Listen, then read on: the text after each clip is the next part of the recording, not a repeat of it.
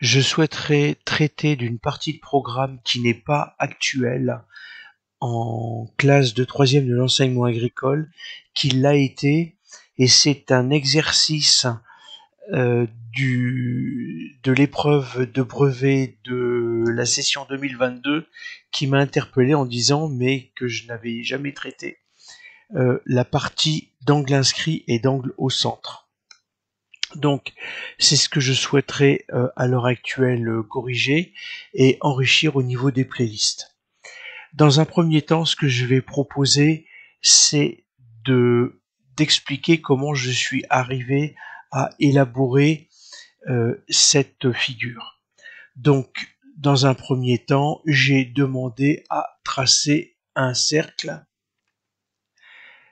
centre-point. Et puis, une fois qu'il a été tracé, en fait, je suis parti d'un point A et puis je me suis arrêté à un point B, peu importe la distance. Et puis ensuite, j'ai demandé à créer un point C, ici, et ensuite, j'ai demandé à tracer des segments. Les segments AB, donc le rayon AB, le rayon AC. Et puis ensuite, j'ai voulu tracer la bisectrice. Donc en fait, dans le menu des droites particulières, on a la bisectrice, c'est-à-dire la droite qui passe par un sommet et qui sépare l'angle en deux parties égales. Et donc cette droite, elle passe par le point D qui n'existait pas et que j'ai placé une fois que j'ai pu apercevoir par où la bisectrice passait par le point D. Ce qui fait que les points A et D sont alignés. Une dernière notion de... Donc ensuite, bien entendu, j'ai tracé les segments BD et CD.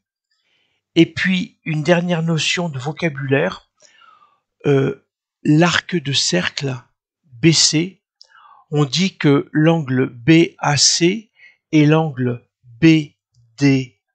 BDC, sont deux angles qui interceptent l'arc de cercle BC.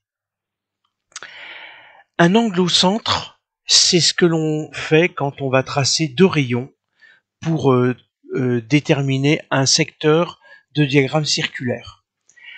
Et bien entendu, l'angle BDC, c'est lui qu'on va appeler angle inscrit. Voilà dans un premier temps ce que je voulais donner au niveau des notions de vocabulaire et de la manière dont j'ai tracé